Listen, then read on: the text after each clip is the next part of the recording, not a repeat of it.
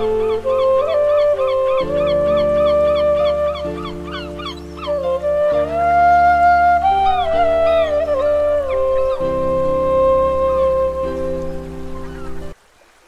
মলার চ্যানেলে আপনাদের স্বাগত। আপনাদের জন্য পড়ছিলাম মানিক বন্দ্যোপাধ্যায়ের রচিত বিখ্যাত উপন্যাস পদ্মা নদীর মাঝে উপন্যাসটি। আজ পর্ব এর ষষ্ঠ ও শেষ পর্ব। আর আপনাদের উৎসাহে বইয়ের বাকি পর্বগুলো দিতে আমাকে শক্তি যোগাবে, তাই সাবস্ক্রাইব, লাইক ও কমেন্ট করে পাশে থাকবে। ধন্যবাদ।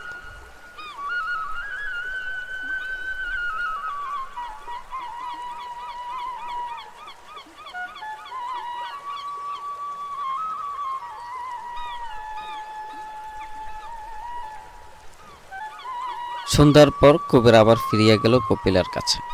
তাহাকে বিছানায় শোয়াইয়া একটা মোটা কাঁথা তাহার গায়ে চাপাইয়া দিয়া কপিলা রাঁধিতে গেল।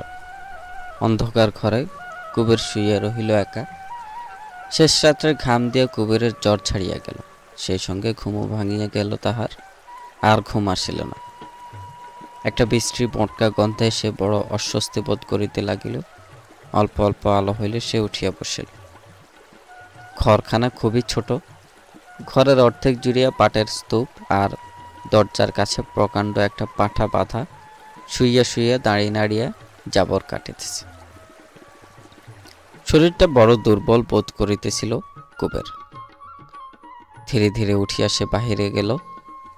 কপিলা উঠানে গোবর লেপিতেছিল। বলিল, কিবা আছো মাঝি? কুবের ক্ষীণস্বরে বলিল, জ্বর নাই, আমি এখন যামু কপিলা।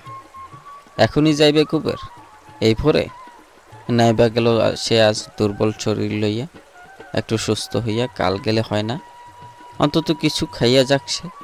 এখনই দুধ দুহিয়া কপিলা জাল দিবে, একটু দুধ খাইয়া যাক। না, কুবের কিছু খাইবে না, প্রয়োজন নাই।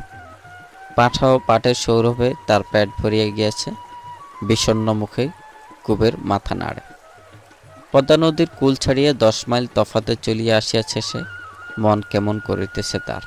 পদ্মার বাতাস গায়ে না লাগিলে, কেতুপুরের মেছো গন্ধ না শুকিলে সে সুস্থ হইবে না। কপিলা গোপর লেপা স্থগিত করিয়া বলে, গোসা করছো মাঝি? গোসা কইর না, খড় ভরা মানুষের পাল, খড় নিয়ে আছে আর তোমারে দিমু সৌনের লাইগা। কুবের বলল, হরে কপিলা, হ, বেজাল পারিস না, তোর বেজালে গাও জ্বলে। গাও জ্বলে মাঝি? গাও জ্বলে? হ জ্বলে। গরু ছাগল ভাবস তো আমারে তুই? খেলা করস আমার লগে? তরে চিনা গেলাম কপিলা, পরনাম কইরা গেলাম তরে। কপিলা ফিস ফিস করিয়া বলে, চুপ করো মাসি, বেবাকে শুনব। যাইবা যাও, কি আর কমু তোমার? এউক্কা কথা কইয়া দি মাসি, মাথা খাও, দিদিরে কথাটা কইও। কইও কপিলা পরের ঘরের বউ, পরের শাসনে কপিলার মুখে রাও নাই। অতিথি কই থাকবো, অতিথি কি খাইব, কপিলার কেডা তার জিগায়। দোষী কইর মাসি, সাইপ, কিন্তু এই কথাটা কইও দিদিরে, মাথা খাও মাঝি, কইও। কার লগে কথা কস বউ? ঘরের ভিতর হইতে শাশুড়ি জিজ্ঞাসা করে। কপিলা চাপা সুরে বলে, যাওগা মাঝি, কেন আইছিলা তুমি? আমিনবাড়ির হাসপাতাল হইতে গোপীকে সঙ্গে করিয়া জলপথে কুবের গ্রামে ফিরিল। তাহার শীর্ণ চেহারা দেখিয়া মালা বারবার জিজ্ঞাসা করিল, কি হইয়াছিল তাহার? ফিরিতে এত দেরি হইল কেন? প্রশ্নগুলিকে এড়াইয়া গেল কুবের। অল্প সময়ের মধ্যে অকস্মাৎ অনেকগুলি বিচিত্র অভিজ্ঞতা কুবেরকে যেন নূতন মানুষ করিয়া দিয়েছে। নদী ও নদী তীরের একটানা জীবনে তাহার গত কয়েকটি মাস চিরস্মরণীয়। কোথায় ছিল কপিলা, কোথায় ছিল আশ্বিনের ঝড়, কোথায় ছিল ময়নাদেব? একসঙ্গে ভিড় করিয়া আসিয়াছে তাহার জীবনে। গ্রামে ফিরিয়া কুবের দেখিল, রাসু ইতিমধ্যে প্রীতমের সঙ্গে ভাব করিয়া ফেলিয়াছে, যোগীর ছেলে হইয়াছে। প্রীতমকে কে আর দেখিবে? কাজটা তাই পাইয়াছে রাসু। যোগীর মতো রাসুকেও সে সর্বদা শাপান্ত করে। রাসু নীরবে সেবা করে বুড়ার, রাগও করে না, দুঃখিতও হয় না। রাসুর ধৈর্য দেখিয়া কুবের খুশি হয়। প্রীতম খুশি থাকিলে রাসু হয়তো কিছু পাইবে টাকা করি, গোপীরই ভালো হইবে তাহাতে। এমনকি প্রীতমকে দেখিতে গিয়া আর তার কাছে রাসুর কিছু কিছু প্রশংসাও করিয়া আসে কুবের। বলে, মনটা ভালো রাসুর, দয়া মায়া আছে রাসুর বুকে, নকুল টকুলের মতো পাজি সে নয়। প্রীতম শোনে কিন্তু বিশ্বাস করে না। বলে, অরে তুই চিনস না কুবির, ও ডাকাইত। একদিন আমার বুকে চাকু মাইরা সর্বস্ব নিয়ে পালাইয়া যাইব হারামজাদায়। তুই আসস কোন তালে? কুবের প্রতিবাদ করে, না রাসু সেরকম নয়, বড় ভালো রাসু। কয়েকদিন পর হোসেন মিয়া ফিরিয়া আসিলে কুবের অলস দিনগুলির শেষ হইল। রকমারি ব্যবসা হোসেনের, ধান পাট বেড়ির পাতা তামাক গুড় চিনি মশলাপাতি এক একবার এক এক রকম বোঝাই নিয়া কুবের বন্দর হইতে বন্দর যাতায়াত করে। গোয়ালন্দের ওপর তীরে একবার 700 ছাগল আসিয়া হাজির। সারাদিন ধরিয়া কুবের তাহার নদী পার করিল। ছাগলের গন্ধে বারবার তাহার মনে পড়িতে লাগিল কপিলার বাড়িতে এক কষ্টকর রাত্রি যাপনের কথা। পরের বাড়িতে পরের শাসনে নিরুপায় নির্বাক বউ কপিলা, যেখানে তাকে পাট জমানো পাঠা বাঁধা ভাঙা গড়খানায় শুইতে দিয়াছিল। তারপর একদিন চাঁদপুর যাওয়ার হুকুম পাওয়া গেল। তাড়াতাড়ি যাইতে হইবে, দিবারাত্রি নৌকা বাহিয়া যাওয়া চাই। গণেশ বিরক্ত হইয়া গজগজ করিতে লাগিল। শম্ভু ও বগা বহুদিন হোসেনের অধীনে কাজ করিয়াছে, তার কিছুই বলিল না। প্রাণপণে বৈঠা বাহিয়া কুবেরকে অবাক করিয়া দিল। হোসেনকে কিছু কিছু কুবের এখন চিনিতে পারিয়াছে। সাধারণত সময়ের হিসাব হোসেনের একটু শিথিল। নৌকার খেপ দিতে মাঝিরা দেরি করিলে সে বলে না। শম্ভু ও বগা তাই গা ছাড়িয়া দিয়া বইটা ধরায়। কুবেরের তাড়ার গ্রাহ্য করে না, কিন্তু হোসেন যখন মুখ ফুটিয়ে বলে যে দ্রুতগতির প্রয়োজন, শম্ভু ও বগার সমস্ত শৈথল্য তখন অন্তর্হিত। এমনভাবে বইটা বাহিতে থাকে তাহারা যেন ভূতে পাইয়াছে তাহাদের। মনে মনে সায় দেয় কুবের। এমনিভাবেই কাজ নিতে হয় বটে মানুষের কাছে, এমনই কৌশলে। একটু দেরিতে যখন কিছুই আসিয়া যায় না মাঝিদের সঙ্গে, তখন বকাবকি না করিলে তাড়াতাড়ি সময় দুবার বলিতে হয় না। এতটুকু ইঙ্গিত পাইলে আলস্য পরিতৃপ্ত মাঝিরা সহসা অতিমাত্রায় কর্মঠ হইয়া ওঠে। হোসেনের বহুমুখী প্রতিভার পরিচয় কুবের প্রতিনিয়তই পায়, কিন্তু বিস্তৃত তাহার কর্মক্ষেত্র, এখানে ওখানে ছড়ানো তাহার জীবন, এলোমেলো তাহার চলাফেরা, তবু চারিদিকে সামঞ্জস্য, সব নিয়মে বাঁধা। একটা জটিল বিশৃঙ্খলায় সে সব শৃঙ্খলবদ্ধ করিয়া দিয়াছে। চাঁদপুরে হোসেন মিয়া নৌকায় যোগ দিল। ময়নাদ্বীপের পথে এবারও নৌকা চলিল। নোয়াখালীর উপকূলে ক্ষুদ্র একটি গ্রামের কাছে নৌকা বাঁধা হইল। নৌকায় বোঝাই দেওয়া হইল নারিকেল। বোঝাই শেষ হইল, কিন্তু নৌকা খুলিবার হুকুম হোসেন দিল না। দুদিন সেইখানে নিষ্কর্মা হইয়া তাহারা বসিয়া রহিল। তৃতীয় দিন সন্ধ্যায় সময় নদীর মোহনার দিক হইতে মসুরি বোঝাই প্রকাণ্ড একটা সমুদ্রগ্রামী বোট আসিয়া ফিরিল পাশে। চট্টগ্রামবাসী এক বৃদ্ধ মুসলমান নামিয়া আসিয়া অনেকক্ষণ হোসেনের সঙ্গে করিল পরামর্শ। বোট হইতে তারপর ট্রিপল মোড়া কি যেন আসিল এই নৌকায়। ছইয়ের মধ্যে পাটাতনের তলে হোসেন তাহা লুকাইয়া ফেলিল। তারপর হোসেন ও বৃদ্ধ মুসলমানটি নামিয়া গেল তীরে। গুনিয়া গুনিয়া হোসেন কতগুলি নোট তাহার হাতে দিল। নৌকায় ফিরিয়া আসিয়া বলিল, নাও খোলো কুবির ভাই। বড় কৌতূহল হইতেছিল কুবেরের। পাটাতনের নিচে কি লুকাইয়া রাখিয়াছে হোসেন? হোসেনকে প্রশ্ন করিবার সাহস কুবেরের হইল না। অনেক রাত্রে নৌকা বাঁধিয়া রাধিবার আয়োজন করিবার সময় শম্ভুকে সে চুপি চুপি জিজ্ঞাসা করিল। শম্ভু বলিল, আফিম মিয়া, আফিম। চুপচাপ। আফিম? চুপি চুপি আফিমের ব্যবসা করে হোসেন? এত ভালো কথা নয়। নানা দিকে কত উপার্জন হোসেনের। এইসব অসৎ উপায়ে অর্থ সংগ্রহের চেষ্টা কেন তার? তাছাড়া চোরাই আফিমের ব্যবসা করা তো সহজ বিপদের কথা নয়। ধরা পড়িলে কি উপায় হইবে তখন? কুবেরের ভয় করিতে লাগিল। হোসেন মিয়ার সঙ্গে যেদিন সে ভিড়িয়াছে সেই দিন হইতে সে জানে একদিন অনিবার্য বিপদ আসিবে, একেবারে সর্বনাশ হইয়া যাইবে। আজ কুবের বিপদের স্বরূপটা বুঝিতে পারিল। আজ হোক কাল হোক হাতে পড়িবে হাতকড়া, তারপর 10 বছর জেলের বাহিরে কুবেরকে আর খুঁজিয়া পাওয়া যাইবে না। ছয়ের ভেতরটা হোসেন মিয়া দখল করিয়াছে। নৌকার উন্মুক্ত অংশে হুগলার ঢাকনি চাপাইয়া মাঝিরা শয়ন করে। শুইয়া শুইয়া কুবের অনেক আবল তাবল চিন্তা করিল। একবার ভাবিল এবার গায়ে ফিরিয়া হোসেন মিয়ার নৌকায় আর সে কাজ করিবে না। জেলে যাওয়ার চেয়ে না খাইয়া মরাও ভালো। কিন্তু না খাইয়া মরার সঙ্গে কুবেরের পরিচয় আছে। হোসেন মিয়ার সঙ্গে ভিড়িয়া জীবনে সে প্রথম সচ্ছলতার সুখ জানিয়াছে।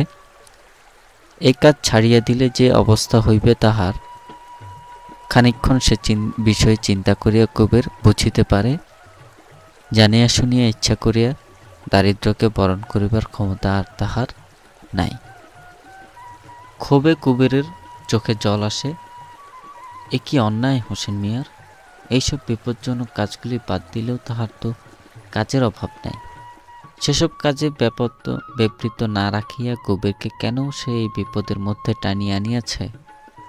তারপর কুবের ভাবে, এইসব ভয়ঙ্কর কাজের সহায়তা যদি তাকে করিতে হয়, বিপদের ভাগ যদি তাহার থাকে, লাভের অংশও তো তার পাওয়া উচিত। জেলে যাওয়ার ঝুঁকি যার, সে কি শুধু বৈঠা বাহিবার মজুরিই পাইবে? মনে মনে কুবের কলহ করে হোসেনের সঙ্গে। কল্পনায় সে বারবার এই ঘটনাগুলি ঘটাইয়া যায়। হোসেনের অন্যায়টা বুঝাইয়া দিতে সে ভারী অনুতপ্ত হয়। তাড়াতাড়ি কোমরের কালো বেল্ট হইতে একতাড়া নোট নিয়ে সে কুবেরকে দেয়। 4 ফিটায় 4খানি বড় বড় ঘর তোলে কুবের। গোয়াল করে, ধানের মারাই করে, ছাকার উপর লাউলতা তুলিয়া দেয়। তারপর একদিন কপিলাকে নিমন্ত্রণ করে। কপিলার পা দুটি জড়াইয়া ধরিয়া বলে যে তাকে ছাড়িয়া থাকিতে বুক ফাটিয়া গিয়াছে কুবেরের। ও কপিলা, আমারে ফেলে আর যাইস না, যাইস না, আমি নি মইরা গেলাম কপিলা তোরে না দেখা। কেতুপুরে ফিরিয়া কুবের এক আশ্চর্য সংবাদ শুনিল। প্রীতমের বাড়িতে চুরি হইয়া গিয়াছে। গভীর রাত্রে ঘরে শীত কাটিয়াছে চোর। ঘরের কোণে কোথায় প্রীতম মস্ত একটি ঘাঁটি ভরিয়া টাকা পুতিয়া রাখিয়াছিল। চোরের তাহা জানিবার কথা নয়, তবু সেইখানটা খুঁড়িয়াই ঘটিটা চোর নিয়া গিয়াছে। টাকার শোকে বড় কাতর হইয়া পড়িয়াছে প্রীতম। চুরির ব্যাপারে রাসুকেই সে সন্দেহ করে। রাসু নিজে শীত দিয়াছে একথা সে স্পষ্ট বলে না, তবে চোরের সঙ্গে রাসুর যে যোগ আছে তাতে প্রীতমের সন্দেহ নাই। ঘরের লোক বলিয়া না দিলে ঘটির সন্ধান চোর পাইত কোথায়?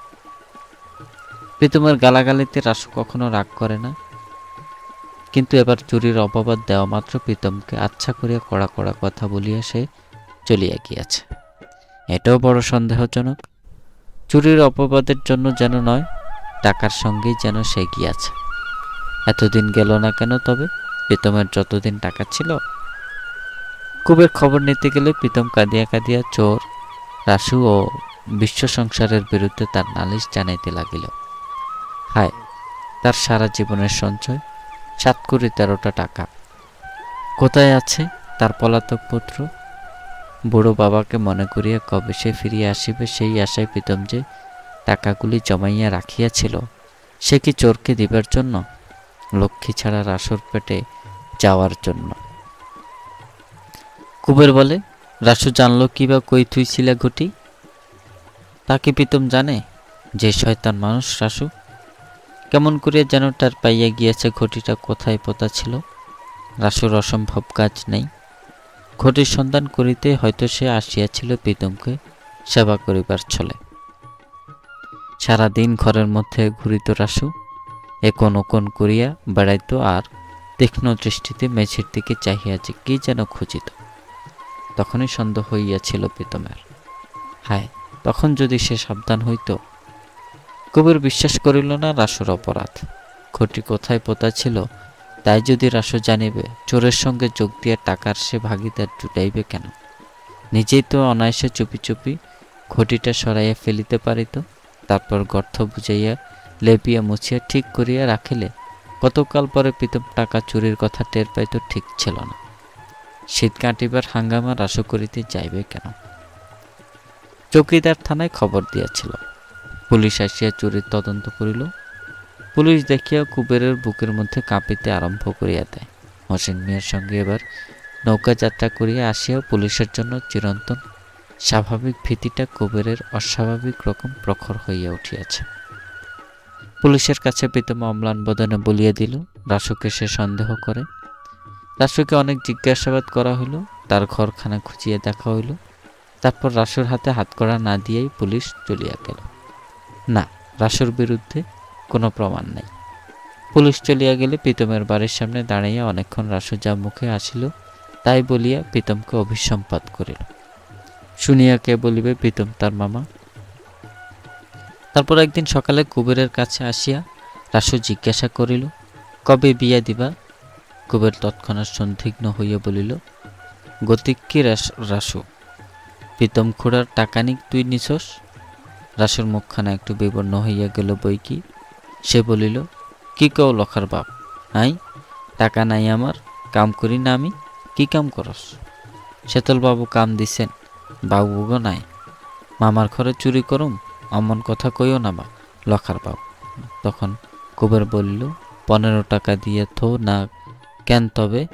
রাসু বলিল, দেমু। কবে বিয়া দিবা কও? গোপী সারিয়া উঠিতেছিল।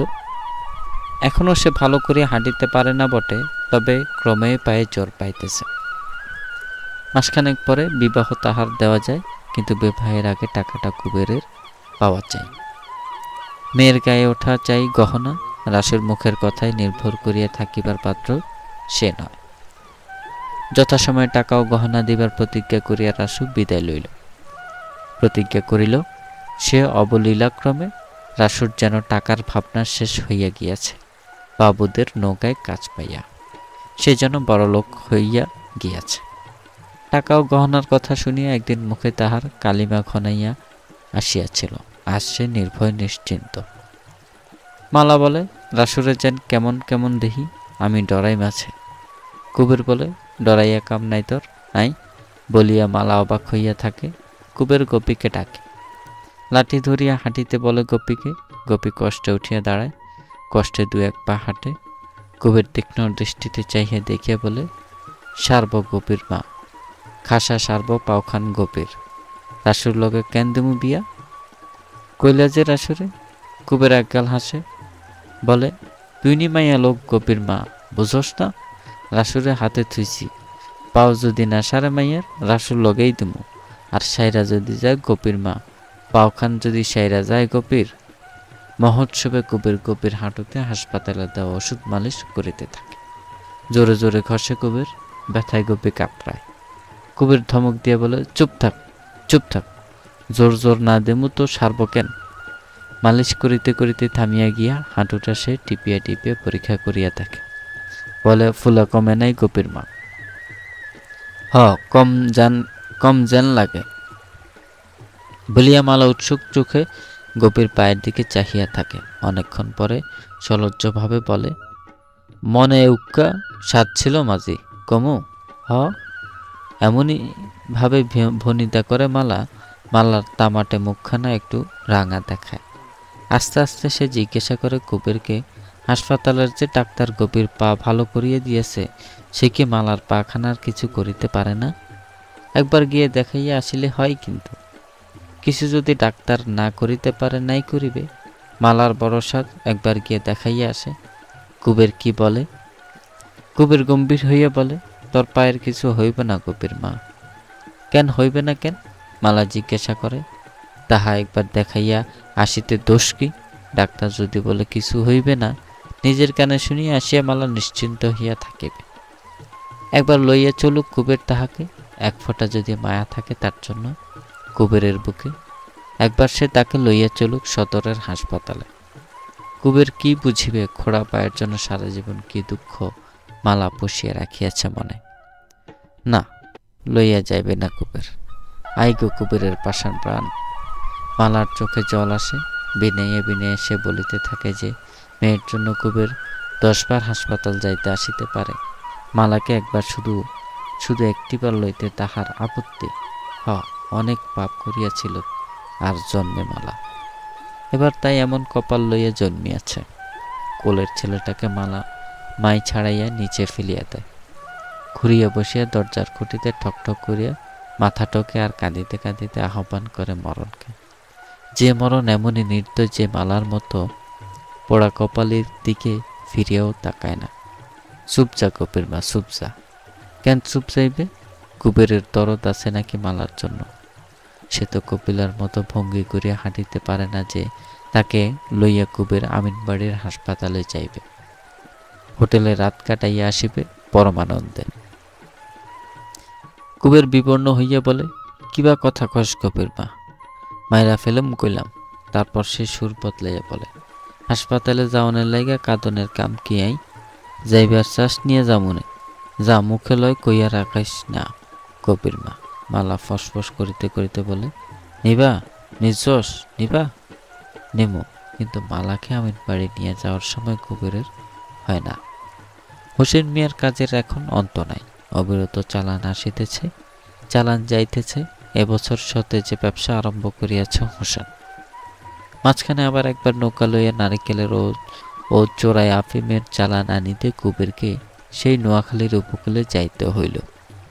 এবার আফিম পৌঁছাইয়া দিল একটি স্টিম লঞ্চ। লঞ্চে এক সাহেব আসিয়াছিল। হোসেন মিয়াকে কি তার খাতির আফিমের পুটুলি নিয়া নৌকা চালাইতে এবারও কুবেরের বুকের মধ্যে সমস্ত পথ একটা আতঙ্ক জাগিয়া রাখিল। কতবার ফিরিয়া গিয়া হোসেন প্রত্যেক মাঝিকে 10টা করিয়া টাকা বকশিস দিয়াছিল। এবারও দিবে সন্দেহ নাই, কিন্তু টাকার কথা ভাবিয়া কুবেরের এক বিন্দু আনন্দ হইল না। গণেশ জিজ্ঞাসা করে, কি ভাব কবিরদা, জেমাও কেন? মিয়াবাই আফিম দিছে নাকি? কুবের বলে, চুপ যা বলত। গণেশ বলে, কোকিরমা রূপার পয়সা চায় কবিরদা। ভাবি কি, এবার মিয়াবাই টাহা দিলি দিমু পয়সা গড়াইয়া কুকির মারে। গণেশের খুশি ধরে না। কুবেরের গায়ে ঠেলা দিয়া বলে, হোসেন মিয়ার নাই কাম নিয়ে বড় কাম করছো কবিরদা। তাহার মুখ দেখিলাম। কুবের তীক্ষ্ণ দৃষ্টিতে সুদূর নদীবক্ষে চাহিয়া বলে, ওটা কি রে গনসা, পুলিশের লঞ্চ নাকি? হ। কুবের শিহরিয়া বলে, কোন দিকে যায়? আমাকে দিকে আহে দেহি কুবিরদা। কুবের বিবর্ণ মুখে হোসেন মিয়ার কাছে যায়, ফিস করিয়া বলে, পুলিশ লঞ্চ আহে মিয়া সাব। হোসেন মৃদু মৃদু হাসে, বলে, বৈঠা ধর গিয়া কুবির ভাই। হোসেন মিয়া থাকতেই কারে টরা। নদীর মধ্যে জাল ফেলাইয়া মাল উঠাইব কোন হালার পথ? হ। বিপদ ঘনাইয়া আসিলে আফিমের বান্ডিল নদীর জলে ফেলিয়ে দিলেই চকিয়া গেল। তাই হইবে বোধ হয়। সেজন্যই হয়তো হোসেন সর্বদা জলপথে আফিমের চালান নিয়ে আসে। নতুবা নোয়াখালী হোক, চট্টগ্রাম হোক, রেল স্টিমারে চাঁদপুর আসার ঢের সুবিধা।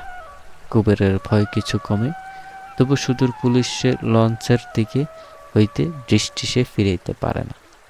লঞ্চটি যখন ক্রমে ক্রমে কাছে আসিয়া পাশ দিয়ে চলিয়া যায়, কুবের শ্বাসরোধ করিয়া থাকে।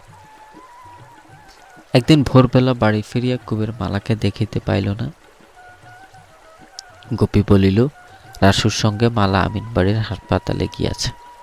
কুবের রাগিয়া বলিল, কার নাই? বাবু গোনায়। 3 দিন নদীর বুকে কাটাইয়া আসিয়াছে। মেজাজ গরম হইয়াছিল কুবেরের। রাগে সে গুম খাইয়া রহিল। গোপী গড়গড় করিয়া ব্যাপারটা বিস্তারিত বলিয়া গেল। মালা কদিন হইতে রাসুকে তোষামত করিতেছিল। কাল মেজুবাবু মোকদ্দমার জন্য আমিনবাড়ি গিয়াছেন। সে সুযোগে বাবুকে বলিয়া কহিয়া মালাও রাসুর সঙ্গে গিয়াছে। মেজুবাবুর নৌকায় মালা আমিনবাড়ি গিয়াছে? মেয়ের দিকে কুবের কটমট করিয়া তাকায়। গোপী যেন অপরাধিনী। গোপী ভয়ে ভয়ে বলে, লখা লগে গেছে বাবা। সারাদিন কুবের বাড়ি ছাড়িয়া নড়িল না। জীবনটা হঠাৎ দিত হইয়া গিয়াছে কুবেরের কাছে। সমস্ত সকালবেলাটা সে রাগে আগুন হইয়া রহিল। নিধু মাছি আলাপ করিতে আসিলে তাহাকে অকথ্য গালাগালি করিয়া ভাগাইয়া দিল। বিনা দোষে মরিয়া চণ্ডীকে করিয়া দিল আধমরা। তারপর রাগ কমিয়া অপরাহ্নে আসিল বিষাদ। কেবলই মনে হইতে লাগিল কুবেরের মালা প্রতিশোধ লইয়াছে। কপিলার সঙ্গে সে কিনা একদিন আমিনবাড়িতেই রাত কাটাইয়া আসিয়াছিল। মালা তাই মেজুবাবুর সঙ্গে সেই আমিনবাড়িতেই গিয়াছে। হাসপাতালে যাওয়ার সেই একই উপলক্ষের ছল করিয়া। সন্ধ্যা হইল, মালা ফিরিল না। অন্ধকারে গা ঢাকা দিয়ে আসিল হোসেন। কুবের ছাড়া বড় ঘরখানা হইতে সকলকে সরাইয়া দিয়া ঘরের মাঝখানের খুঁটি বাহিয়া উঠিয়া নিজে সে চালের খড় ফাঁক করিয়া ছোট ছোট দুটি বান্ডিল লুকাইয়া ফেলিল। খুঁটি বাহিতেও জানে হোসেন, কোণের লোকটার অন্ত নাই। কুবের নীরবে এই অদ্ভুত কাণ্ড চাহিয়া দেখিল, কিছু বলিল না। নামিয়া আসিয়া হোসেন বলিল, ডরাইও না কুবির বে, ডর নাই। কুবের মুহ্যমানের মতো মাথা নাড়িল। হোসেন বসিল, বলিল, যে পুটলি দুটি যতদিন সে না লইয়া যায় কুবেরের ছুটি। সারাদিন বাড়ি বসিয়া আরাম করিবে কুবের। কেমন? চালে গোঁজা জিনিস দুটিকে সে পাহারা দিবে বটে, কিন্তু বারবার ওদিকে চাহিবার প্রয়োজন নাই কুবেরের। একেবারে না তাকানোই ভালো। না ঘরের চালায় কিছু গোজা নাই কুবেরের। অন্ধকারে গা ঢাকা দিয়া আজ হোসেন তাহার বাড়ি আসে নাই। খুঁটি বাহিয়া উঠিয়া ঘরের চালে কিছুই সে গুজিয়া রাখে নাই। কি কও কুবির ভাই, তাই না? হোসেন মৃদু মৃদু হাসে। হ বলিয়া কুবির সায় দেয়। সকলের চেয়ে বিশ্বাসী, সকলের চেয়ে নিরাপদ এই সরল পদ্মা নদীর মাঝিটাকে হোসেন মিয়া যেন ভালোবাসে। কত টাকা হোসেন মিয়ার! দূরে দূরে ছড়ানো কত বড় তাহার ব্যবসা। 11 মাইল লম্বা একটা দ্বীপের সে মালিক। কুবের তো তাহার চাকর। তবু কুবেরের ঘরের ছেঁড়া চাটাইয়ের হোসেন মিয়ার আরাম করিয়া বসে, বন্ধুর মতো গল্প করে কুবেরের সঙ্গে। চেনাই যেন যায় না এখন হোসেনকে। হোসেনের নৌকায় কাজ নেয়ার আগে কুবের তো তাকে শুধু সঙ্গতিপন্ন বলিয়া জানিত। অসংখ্য উৎস হইতে হোসেনের যে কত টাকা আসে, এখন ভাবিতে গেলে কুবেরের মাথা ঘোরে। সে আর গণেশ শুধু জানিয়াছে, কেতুপুরের আর কেউ হোসেন মিয়ার রহস্য জানে না। টাকাওয়ালা মানুষের সঙ্গে মেশে না হোসেন, তাদের সঙ্গে সে শুধু ব্যবসা করে। মাল দিয়া নেয় টাকা, টাকা দিয়া নেয় মাল। মাঝিরা তাহার বন্ধু। অবসর সময়টা সে পদ্মার দীনদরিদ্র মাঝিদের সঙ্গে গল্প করিয়া কাটাইয়া দেয়। টাকায় ফাঁপানো ব্যাগ পকেটে নিয়ে বর্ষার রাত্রে জীর্ণ চালার তলে চাটাইয়ে শুয়ে নির্বিবাদে ঘুমাইয়া পড়ে। সেদিন রাত্রে মালা ফিরিল না। পরদিন বেলা 12টার সময় হাতের ভরে দুলিয়া দুলিয়া সে গৃহে প্রবেশ করিল। নদীর ঘাট হইতে এতটা পথ এমনিভাবে আসিতে কাপড়খানা তাহার কাদামাখা হইয়া গিয়াছে। কুবের খাইতে বসিয়াছিল, একবার চাহিয়া দেখিয়া আবার খাওয়ার মন দিল। ঘরে গিয়া কাপড় বদলাইয়া মালা দাওয়ায় আসিয়া বসিল। কুবের চোখ তুলিয়া তাকায় না, চড়া গলায় পিসিকে আর দুটি ভাত আনিতে বলে। মালা বলে, আগো শুনছ? না, কুবের শুনিতে পায় না, সে বধির হইয়া গিয়াছে। মালা বলে, তুমি তো নিলা না, রাসুর লগে, তাই হাসপাতাল গেছিলাম। গোসানি করছ?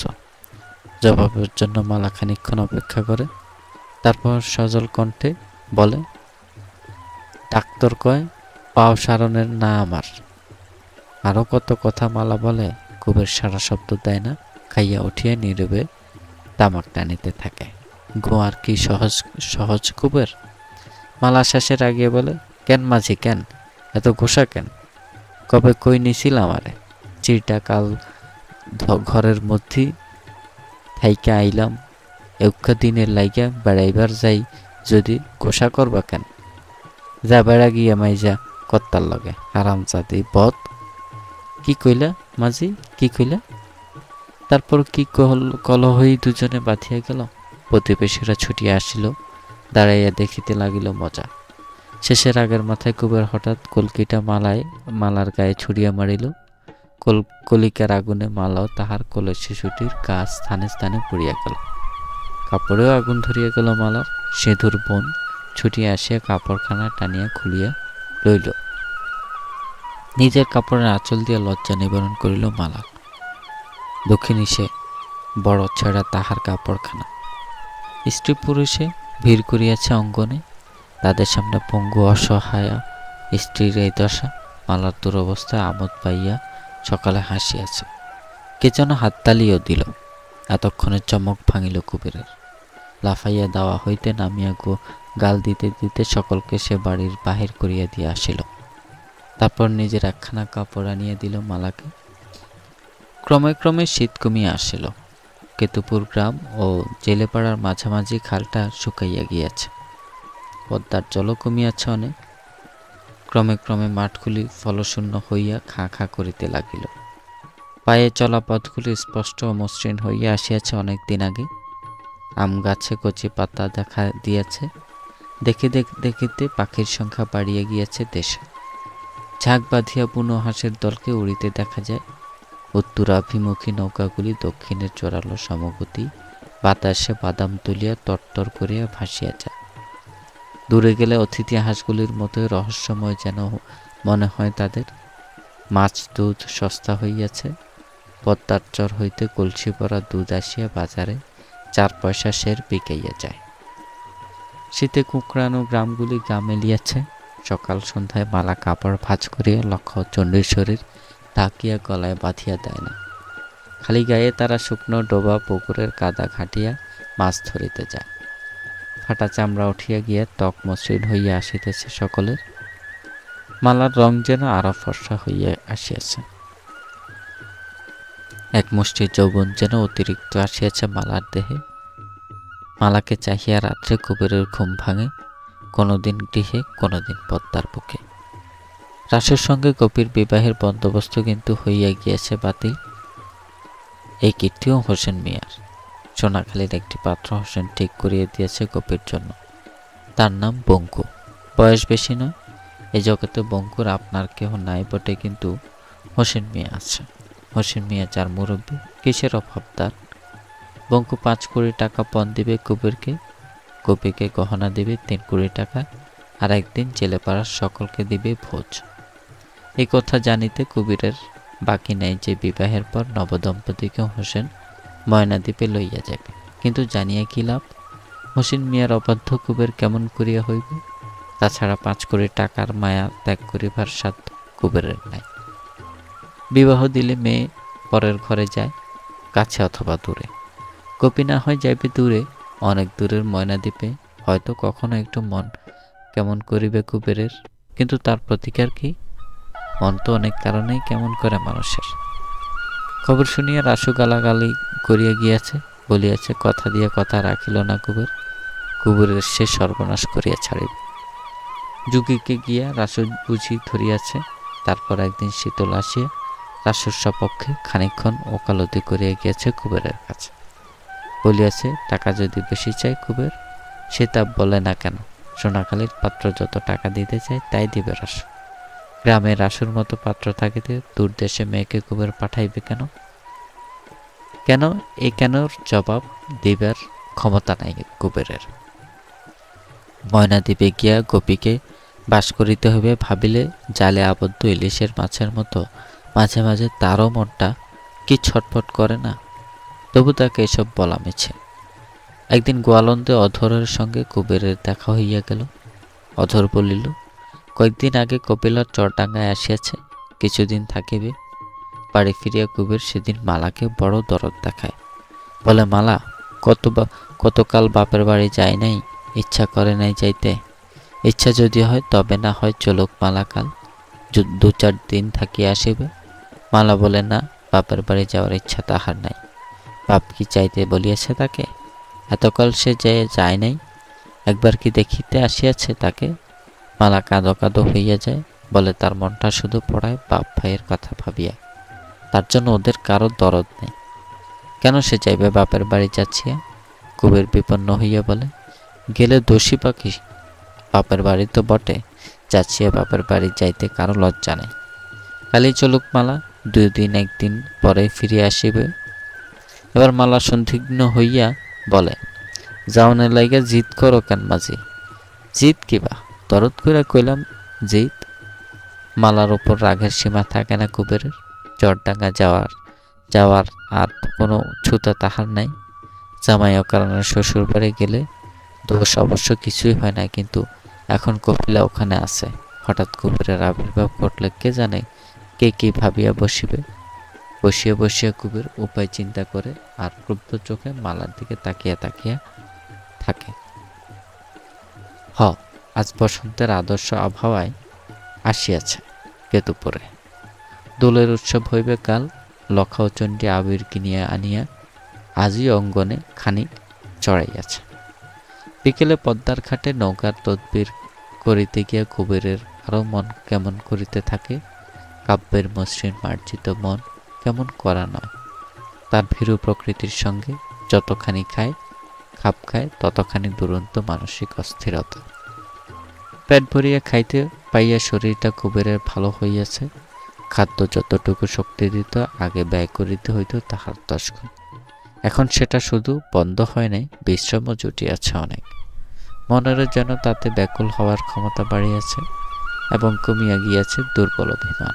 সিদ্ধি বা আপিমের নেশার মতো আগে যা কুবেরের মনকে অনেকটা শান্ত করিয়া রাখিত। নৌকায় আসিয়া কুবের যেন ভুলিয়া যায় যত নিষ্ঠুরতা করিয়াছে কপিলা, যত দুর্বোধ্য নির্মম খেলা সে খেলিয়েছে তার সঙ্গে। মনে পড়ে শুধু কপিলাকে, কপিলার লীলা চাপল্য, কপিলার হাসি ও ইঙ্গিত, তেলে ভেজা চুল ও কপাল আর বেগুনি রঙের শাড়িখানি। আর মনে পড়ে শ্যামা দাসের উঠানে ভোরবেলা গোবর লাপায় রত কপিলাকে। মালাকে বলিবার অনুরোধ মেশানো তার শেষ সকাতর কথাগুলি। কেন আইছিল মাঝি? জিজ্ঞাসা করিয়াছিল না কপিলা? ও জিজ্ঞাসার মানে কুবের বোঝায়। আবার তাই যাইতে চায় কুবের কপিলার কাছে। এখনই যাইতে চায় শস্যহীন শুকনো মাঠগুলি ঊর্ধ্বশ্বাসে পার হইয়া চরডাঙ্গায়। কপিলা যেখানে চুল বাঁধিতেছে, কুবেরকে দেখিয়া তার বোতলটি কাত করিয়া আরো খানিকটা তেল মাথায় ঢালিবে কপিলা। তার উত্তোলিত দুটি বাহু, মুখের ছলনা ভরা হাসি, বসিবার দুর্বিনীত ভঙ্গি সব পাগল করিয়ে দিবে কুবেরকে। ঘাটে আরো নৌকা আছে, মাঝি আছে। এখানে থাকিতে ভালো লাগে না কুবেরের, বাড়ি ফিরিতেও ইচ্ছা হয় না। নদীর ধারে ধারে সে হাঁটিতে আরম্ভ করে, ভাঙিয়া পড়ার জন্য প্রস্তুত তীরের ফাটল ধরা অংশগুলির ওপর দিয়া। চলিতে চলিতে একসময় 10-12 হাত ডাঙা তাকে সঙ্গে করিয়া ধসিয়া পড়ে। নিচে শীতের পদ্মার জল যেখান হইতে হাত 15 বিছাইয়া গিয়াছে। মাটির একটা চাপড়াই বুঝি মাথায় ঘা দিয়া কুবেরকে অজ্ঞান করিয়া দেয়। মিনিট 10 পরে চেতনা হয় কুবেরের। প্রথমে কুবেরের মনে হয় এ বুঝি কপিলারই এক কৌতুক। তারপর কষ্টে উঠিয়া বসিয়া সে নিঝুম হইয়া থাকে। শেষ বেলা সূর্যের যেন পর্দাকেও নিঝুম করিয়া দিয়াছে। দূরের নৌকাগুলি এবং আরো দূরের স্টিমারটি যেন হইয়া গিয়েছে গতিহারা। বাতাসের জোর নাই, নদীর ছলাছলার শব্দ যেন ক্লান্ত। নিজের এলোমেলো চিন্তাগুলিকে কুবের ভালো বুঝিতে পারে না। মাথার মধ্যে একটা ভোঁতা বেদনা টিপ টিপ করিতেছে। মাথার বাঁ পাশটা দিয়ে একটু রক্ত পড়িয়াছে। তাই বলিয়া কেবলই এখন মনে আসিতে থাকিবে কেন গণেশের সেই জ্ঞান? পীড়িত কইরা জইলা মরলাম সই আলো সই। কার সঙ্গে পীড়িত করিয়া জ্বলিয়া মরিতেছে কুবের? কপিলার সঙ্গে? ভারী মেয়ে মানুষ কপিলা, তার সঙ্গে আবার পীড়িত? ছেলে মানুষ নাকি কুবের? পদ্মায় স্নান করে কুবের বাড়ি ফিরিল। ভাত খাইতে বসিয়া হঠাৎ কুবের বলিল, চরডাঙ্গা যাবি লখা? জামু বাবা জামু, কাল বিয়ানে মেলা দুমু। আই এ ফোন দিয়ে মন্দ নয়। দোলের উৎসবে মামা বাড়ি যাইবে ছেলেরা, একা তো যাইতে পারিবে না তারা। কুবের তাই সঙ্গে যাইবে, কেহ টেরও পাইবে না কিসে কুবেরকে টানিয়া আনিয়াছে চরডাঙ্গাতে। মালা বলিল, আগো নিয়ে যাইবা তো আমারেও নিয়ে চলো। কুবের বলিল, না তোরে নেব না। যাবি না কইলি কেন? কুবের বাঁচিয়াছে, মালাকে লইয়া চরডাঙ্গা যাওয়া কি সহজ কথা? রাজি না হইয়া ভালোই করিয়াছে মালা। যাতায়াতের ধুলি ভাড়াটা কুবেরের বাঁচিয়া গেল। মালা এখন যাইতে চায়। ছেলেদের লইয়া কুবের যদি সত্যই যায় চরডাঙ্গা, তবে আর সে যাইবে না কেন? কুবের তার ইচ্ছা অনিচ্ছার কথা তুলিয়াছিল বলিয়াই না প্রথমটা আর সে যাইবে না, আর সে রাজি হয় নাই। মালা স্বামীর তোষামত আরম্ভ করে। রাত্রে খানিক রাগারাগি কাঁদাকাঁদিটা করিতেও ছাড়ে না। কিন্তু কুবের অটল। যাইবে না বলিল কেন মালা? কুবের যখন তোষামত আরম্ভ করিয়াছিল, বাহাদুরি করিয়া, তখন যাইতে অস্বীকার করলি কেন? মরিয়া গেলেও কুবের তো তাকে চরডাঙ্গায় লইবে না। কুবেরের গোমালা জানে না কি ভাবিয়াছে সে কুবেরকে। রাত্রি থাকিতে উঠিয়া লখা চণ্ডীকে টানিয়া তুলিয়া কুবের রওনা হইয়া গেল। মালা কপাল কুটিয়া যাওয়ার জন্য কাঁদিতে লাগিল। মালা কুবের ফিরিয়াও তাকাইল না। সকাল সকাল তাহারা পৌঁছিল চরডাঙ্গায়। হাঁটিতে হাঁটিতে ছেলে দুটার পা ব্যথা হইয়া গিয়াছে। চণ্ডীকে মাঝে মাঝে কোলে করিয়া চলিতে হওয়ায় কুবেরের ধরিয়া গিয়াছে হাম। শ্বশুর বাড়ির দাওয়ায় বসিয়া গামছা দিয়ে সে ঘাম মুছিতে লাগিল। একটু পরে কপিলা একখানা পাখা নিয়ে দিল। কুবের খুশি হইয়া বলিল, আসস কিবা কপিলা? কিবা দেখো, কাহিল যেন লাগে তরে। হ, কাহিল হইছি। কুবের ব্যগ্র কণ্ঠে জিজ্ঞাসা করে, কেন রে কপিলা, অসুখ নি করছে তোর? মন্ডার অসুখ মাঝি, তোমার লাগে ভাইবে ভাইবে কাহিল হইছি। বলিতে বলিতে আঁচলের আড়াল হইতে হাত বাহির করিয়া এক ভাঁড় চুন হলুদ কপিলা কুবেরের গায়ে ঢালিয়া দেয়। হাসিয়া গলিয়া পড়ে কপিলা। কুবের মোড়ের মতো চাহিয়া থাকে। আনন্দ অথবা দুঃখ কিসে তাহার রোমাঞ্চ হয় সে বুঝিতে পারে না। কেতুপুরে থাকিবার সময় এমনিভাবে হাসিত কপিলা। আকুর টাকুরে শ্যামাদাসের বাড়িতে এই হাসির আভাস কপিলার মুখে সে দেখিতে পায় নাই। কপিলার হাসি শব্দে বৈকুণ্ঠ বাহিরে আসে। লক্ষচণ্ডীকে সঙ্গে করে কপিলা চলিয়া যায় ভেতরে। শ্যামাদের কাছে বৈকুণ্ঠ ময়নাদ্বীপের কথা শুনিয়াছে। সে সেই কথা আরম্ভ করিল। কথায় কুবেরের মন ছিল না। সে অন্য মনে বৈকুণ্ঠের কথার জবাব দিয়া গেল। রং ও কাদা নিয়ে গ্রামের দোলের উৎসব চলিয়াছে। রঙের চেয়ে কাদার পরিমাণটাই এই পাড়ায় বেশি। চাষাফুসা জেলে মাছির পাড়া এটা। এখানে রঙের বড় অনটন। অনেক বেলায় কাদা মাখা মূর্তি সমূহের একটা শোভাযাত্রা পাড়া হইতে গ্রাম প্রদক্ষিণ করিতে বাহিরে হইল। গান্ধার মতো ক্ষুদ্রকায় একটা ঘোড়ার ওপরে বিচিত্র সাজে দোলের রাজা অতি কষ্টে বসিয়া আছে। গলায় তাহার ছেঁড়া জুতোর মালা, গায়ে গোটা দশেক ছিন্ন ভিন্ন জামা। চারিদিকে লড় বড় করিয়া ঝুলিতেছে অনেকগুলি ছেঁড়া ন্যাকড়া। সামনে দিয়ে যাওয়ার সময় শোভাযাত্রার লোকেরা কুবের, বৈকুণ্ঠ ও অধরকে কাদা মাখিয়ে দিয়া গেল। অধর ভিড়িয়া গেল দলে। তাথই তাথই নাচ, ছোটাছুটি হইচই। ডোবা পুকুরের পাক তুলিয়া ঝাঁকে খুশি ছুড়িয়া মার। আনন্দপটে দোলের খানিক ইতস্তত করিয়া লক্ষাও চণ্ডী অধরের সঙ্গে যোগ দিবার জন্য ছুটিয়া গেল। কুবেরের বারণ কানেও তুলিল না। কাদা ধুইয়া স্নান করিয়া আসিবার উদ্দেশ্যে কুবের গেল পুকুরে। কপিল বুঝি টের পাইয়াছিল। খানিক পরে সেও পুকুরে ঘাটে আসিয়া হাজির। আমারে রং দিলে না মাঝি? পাক দিমু কপিলা, রং তো নাই। দূর, রং নেই, পাক দিবার চাই। দিও না মাঝি পাক, দিও না কইলাম। পাক দিতে বারণ করে কবিরে, কিন্তু পা পিছলাইয়া কাদা মাখিয়া জলে সে গড়াইয়া পড়ে। হাতের ঠেলায় কলসি ভাসিয়া যায় কুবেরের দিকে। কপিলা বলে, ধরো মাঝি, কলস ধর। বলে, আমারে ধরো কেন? কলস ধর। হ। ভীত চোখে চারদিকে চাহিয়া কলসির মধ্যে আলগোছে কপিলা ভাসিয়া থাকে। তেমনি ত্রাসের ভঙ্গিতে স্তন দুটি ভাসে আর ডোবে। চোখের পলকে বুকে কাপড় টানিয়া হাসিবার ভান করিয়া কপিলা বলে, কথা যে কও না মাঝি। কুবের বলে, তোর লাইগা দিবারাত্র পরান্ডা পড়াই কপিলা। কপিলা চোখ বুঝিয়া বলে, কেন মাঝি কেন? আমারে ভাবো কেন? স্বামীর ঘরে না গেছি আমি? আমারে ভুইল মাঝি, পুরুষের পরাণ পড়ে কয়দিন। গাঙের জলে নাও ভাসিয়া দূর দেশে যাইও মাঝি, ভুইল আমারে। ছাড়ো মানুষ আহে। সাঁতার দিয়া কপিলা কলসি ধরিয়া আনে। কাপড় ঠিক করিয়া ভরা কলসি কাখে তুলিয়া পিছল ঢালু পাড় বাহিয়া উপরে উঠিয়া যায়। ফিরিয়া একবার তাকায় কপিলা। ভরা কলসির মাছ জল খানিকটাও উছলাইয়া পড়ে। দুপুরে খাইয়া উঠিয়া কুবের বলে, লক্ষাচণ্ডী ল মেলা করি, দিনে দিনে গায়ে ফেরো। মালা বিস্মিত হইয়া বলিল, আইস ফিরে আইলা যে? মাইনসে থাকে তোর বাপের বাড়ি। পথ হাঁটিয়া হাঁটিয়া লক্ষাচণ্ডী আত্মরা হইয়া গিয়াছিল। কুবেরও কম শ্রান্ত হয় নাই। জিরাইয়া গ্রামে পৌঁছিতে তাহাদের সন্ধ্যা পার হইয়া গিয়াছিল। লক্ষাচণ্ডী দুটি দুটি ভাত খাইয়া শুইয়া পড়িল। কপিলা চরডাঙ্গা আসিয়াছে তাদের মুখে এ খবর শুনিয়া মালা গম্ভীর হইয়া গেল। কুবেরকে আর সে কিছু জিজ্ঞাসা করিল না। ঘোড়া পাটি করিবার চেষ্টাতেই বোধহয় একবার তাহার মুখখানা হইয়া গেল বিকৃত। কপিলা চলিয়া যাওয়ার পর হইতে নিজের পঙ্গুত্ব সম্বন্ধে মালা সচেতন হইয়া উঠিয়াছে। কুঁকড়ানো শীর্ণ পাটিকে সে মাঝে মাঝে সিধা করিবার চেষ্টা করে। দুই হাতে মাঝে মাঝে পাটিকে ঘষিতে থাকে সজোরে।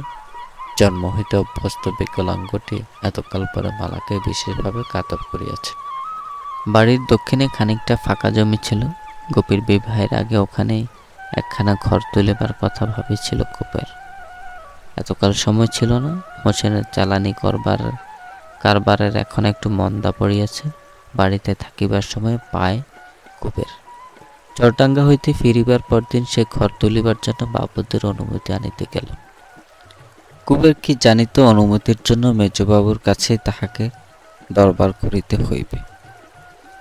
নিচু হইয়া প্রণাম করিয়া জোর হাতে মেজবাবুর সামনে দাঁড়াইতে হইল কুবেরকে। করুণ কণ্ঠে জানাইতে হইল আবেদন। ঘর তুলিবে কুবের। খুব টাকা হইয়াছে নাকি কুবেরের? মেজবাবু হাসিয়া কথা বলেন। ফরাসের সামনে মেঝেতে উবু হইয়া বসিবার অনুমতি কুবের পায়, কিন্তু যুক্তকর মুক্ত করিবার নিয়ম নাই। জেলে পাড়ার খবর জিজ্ঞাসা করেন মেজবাবু। কে কেমন আছে, কার কেমন অবস্থা, কিরকম মাছ পড়িতেছে এবছর? জেলেপাড়ার ঘরে ঘরে একদিন মেজবাবুর যাতায়াত ছিল।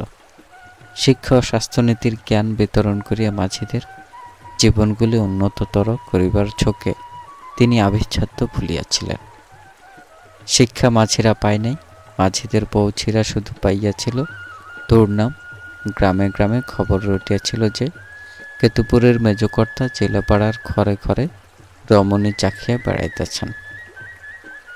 জেলেপাড়া মেজবাবুর প্রণয়নীর উপনিবেশ। আজ আর জেলেপাড়ার দিকে যাওয়ার সময় মেজবাবু পান না। মাঝিদের কারো সঙ্গে দেখা হইলে খবর জিজ্ঞাসা করেন। সকালে দুপুরে জেলেপাড়ার ভাঙা কুঠিরে গিয়া সময় যাপন করিবার সময়ও যে দুস্তর ব্যবধানে মাঝিদের সঙ্গে মেজবাবুর থাকিয়া গিয়াছিল, কোনো মন্ত্রে তাহা গুছিবার নয়। মাঝিরা বিব্রত সন্ত্রস্ত হইয়া উঠিয়াছিল। ভালো করিবার খেয়ালে বড়লোক কবে গরিবের হৃদয় জয় করিতে পারিয়াছে? মেজবাবু তো হোসেন মিয়া নয়। দুর্নীতি, দারিদ্র্য, অন্তহীন সরলতার সঙ্গে নিচু স্তরের চালাকি, অবিশ্বাস্য ও সন্দেহের সঙ্গে একান্ত নির্ভর, অন্ধ ধর্ম বিশ্বাসের সঙ্গে অধর্মকে অনায়াসে সহিয়া চলা, এসব যাদের জীবনে একাকার হইয়া আছে। পদ্মার বুকে নৌকা ভাসাইয়া যারা ভাবুক কবি, ডাঙায় যারা গরিব ছোট লোক, মেজবাবু কেন তাদের পাত্তা পাইবেন? এ কাজ হোসেন মিয়ার মতো মানুষের পক্ষে সম্ভব। মেজবাবুর চেয়ে বেশি টাকা উপার্জন করিয়াও যার মাছের তো খসিয়া যায় নাই। মালার কথাও মেজবাবু জিজ্ঞাসা করিলেন। মালার পায়ের যে চিকিৎসা চলিতেছিল, কি হইল তার? তারপর ফাঁকা জমিটুকুতে ঘর তুলিবার অনুমতি দিয়ে কুবেরকে মেজবাবু বিদায় দিলেন। মালা আজও মুখ ভার করিয়াছিল, কিন্তু কৌতূহল দমন করা যায় না। কি হইল মাইজা কর্তা? কি কইব? তোর কথা জিগাইলে নাই তুইলা আবার তরে হাসপাতাল নিয়ে যাইব কইল কপির মা। গোয়ার কি সহজ কুবের? ধরিলে আর তো তাহা ছাড়িবে না। মেজবাবুর নৌকায় মালা যে আমিন বাড়ি গিয়াছিল, গতকাল সে কথা মনের মধ্যে বসিয়া রাখিবে সেই জানে। হয়তো মালা যখন বুড়ি হইয়া যাইবে, বিকল পাটির মতো সর্বাঙ্গ শীর্ণ হইয়া আসিবে তাহার, তখনও এই কথা বলিবে না কুবের। কলহ করিয়া মালা কাঁদে, মৃত্যু কামনা করে নিজের। কিন্তু এই বিষয়ে কুবের কঠোর, নির্মম। অন্য বিষয়ে মালার সঙ্গে তাহার ব্যবহার বদলায় না। পঙ্গু অসহায় স্ত্রীর জীবন তারই বক্ষের আশ্রয়ে আজও উথলিয়া ওঠে, কিন্তু আমিনবাড়ি যাওয়ার জন্য অম্লান বদনে মালাকে সে প্রেরণ করে। আজ রাত্রে হয়তো কুবের মালাকে বুকে জড়াইয়া মিঠা মিঠা কথা বলিবে। পদ্মার ঠান্ডা বাতাসে জুড়াইয়া জুড়াইয়া কি যে মধুর হইয়া উঠিবে কুবেরের ব্যবহার। কাল হয়তো আবার সে কাঁদাইবে মালাকে মেজবাবুর কথা তুলিয়া। এমনই প্রকৃতি পদ্মা নদীর মাঝের। ভদ্রলোকের মতো একটানা সংকীর্ণতা নয়, বিরাট বিস্তারিত সংমিশ্রণ। খড় তোলা শেষ হইতে দিন 10 সময় লাগিল। তারপর একদিন বঙ্কুর সঙ্গে বিবাহ হইয়া গেল গোপীর। কপিলা আসিল বিবাহে, সে না আসিলে বিবাহের কাজ করিবে কে? মালা তো পঙ্গু। কুবের খুশি হইয়া বলিতে লাগিল, আইসস কপিলা, আইসস। কুবের যেন ভুলিয়ে গিয়েছে চরডাঙ্গার পুকুরের জলে কি কথা তাহার হইয়াছিল কপিলার সঙ্গে। কিন্তু কপিলা সব মনে পড়াইয়া দেয়। সরিয়া সরিয়া পালাইয়া বেড়ায় কপিলা। ঠিকই ঘরের ভিতরে দাঁড়াইয়া কুবের ইশারা করিয়া কাছে ডাকিল, মুখ ঘুরাইয়া তাকে। এ তো ছলনা নয়, খেলা নয় কপিলা। কি যেন ভাবিয়া আসিয়াছে কপিলা এবার, বড় সে গম্ভীর। একটু হাসি, দুটি কথার কাঙ্গাল কুবের। কপিলার হাসি কই, কথা কই কপিলার মুখে। হলুদ মাখিতে মাখিতে হলদে হইয়া বিবাহ হইয়া গেল গোপীর। বরকনেকে কুবের পদ্মায় নৌকায় তুলিয়া দিল। গোপী আবার ফিরিয়া আসিবে, হোসেন মিয়ার তাড়াতাড়ি নেই। পঙ্কু ও গোপী 2 মাস দেশে থাকে, থাক, তাতে সে আপত্তি করিবে না। বিবাহের পরে কপিলার ফিরিয়া যাওয়ার কথা ছিল। কি ভাবিয়া সে